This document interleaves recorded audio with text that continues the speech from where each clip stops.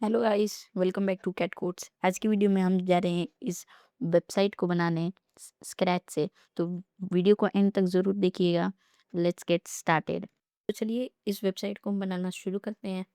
तो सबसे पहले हम क्या करेंगे, पहले मैं पावर शेल खोल लेता हूँ। पावर शेल में आने के बाद यहाँ पे मैं लिखूँगा pnpm create with। आप npm यूज़ कर सकते हैं, बन यूज़ कर सकते हैं, जो आपको मन आप वो यूज़ कर सकते हैं। मैं pnpm यूज़ करता हूँ क्योंकि वो npm से फास्टर होता है।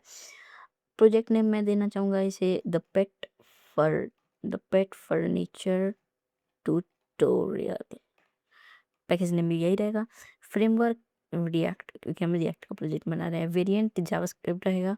और लिंटर ज़्यादातर लोग ES लिंट यूज़ करते हैं, तो मैं भी वही यूज़ करता हूँ और इसे इंस्टॉल विथ pnpm इंस्टॉल करता हूँ। यस, अब ये इसे कर रहा है।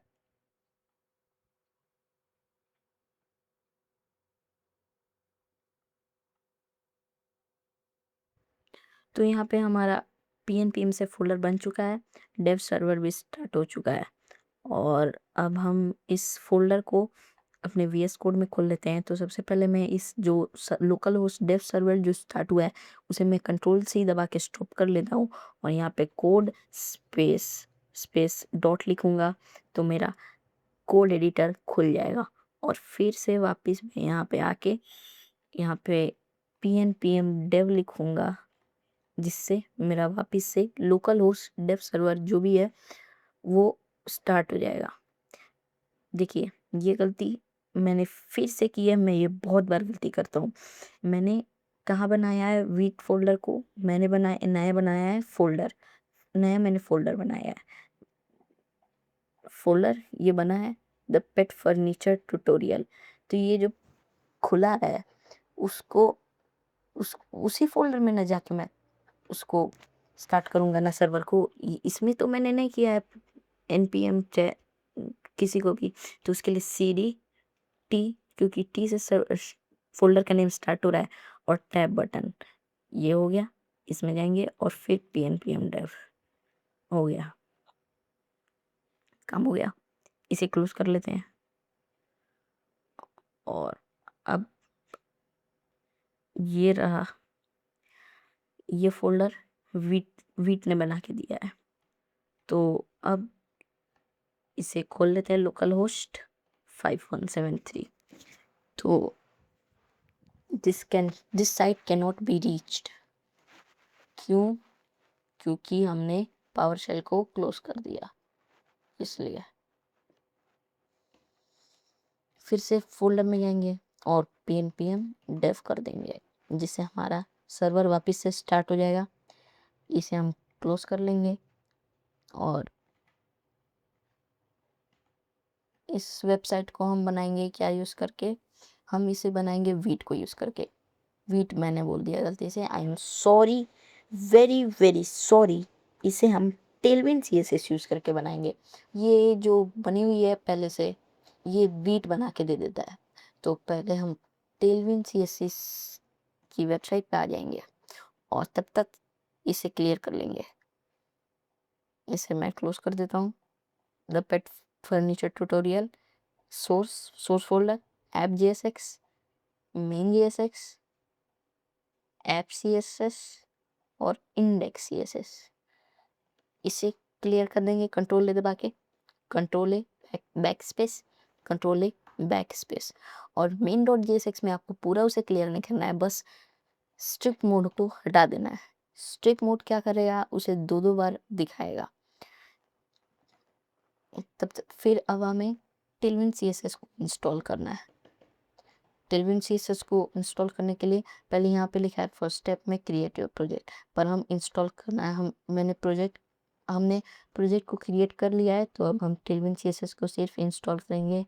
यहाँ पे से कॉपी कर लेंगे और फिर उसके बाद से वापस से टर्मिनल खोलेंगे और कंट्रोल C दबा के उसे स्टॉप कर देंगे और कंट्रोल V और होम P, क्योंकि मैं pnpm यूज़ करता हूँ npm नहीं, तो वर्क नहीं करेगा। इंस्टॉल, ये इंस्टॉल हो रहा है। अब नेक्स्ट स्टेप में क्या है, कॉन्फ़िगर द वीट प्लगइन। इसे कॉन्फ़िगर करना पड़ेगा प्लगइन को। तो पहले इंपोर्ट कर इंपोर्ट लाइन को हम पहले कॉपी कर लेंगे और फिर उसके बाद से v.config.js में आके इसे पेस्ट फिर हमें इसे तो रन भी करना होगा ना कॉल। तो यहाँ पे रिएक्ट के बगल में कोमा डाल के इसे हम कर लेंगे रन। यहाँ पे हमारा टेलविन CSS भी इंस्टॉल हो चुका है 8 सेकेंड्स में। देखिए बहुत फास्ट होता है ये npm से। pnpm फास्टर देन npm हो गया। अब इंपोर्ट करना है इसे हमें नेक्स्ट उसमें app.css index.css में आके पेस्ट कर देंगे। app.css का कुछ काम नहीं है। और फिर इसे हम अब हमें वापस से सर्वर को स्टार्ट कर लेना है pnpm dev हो गया। तो अब हमारा टेलविन CSS इंस्टॉल हो चुका है और अब हम कोडिंग शुरू करते हैं। तो अब यहाँ पर हम लिखेंगे import react from react और फिर ऐसे const app equals brackets and उसके बाद एरो फंक्शन बना लेंगे और फिर ऐसे रिटर्न। अब यहाँ पे हम div बना लेते हैं। ठीक है, hello welcome to cat welcome to catcodes welcome to catcodes welcome to catcodes main root। और फिर जैसे ही अब ये नहीं लिखेगा क्योंकि अभी हमने एक्सपोर्ट किया ही नहीं है। इंपोर्ट क्या करेगा? जब एक्सपोर्ट ही नहीं किया तो इंपोर्ट कैसे करेगा?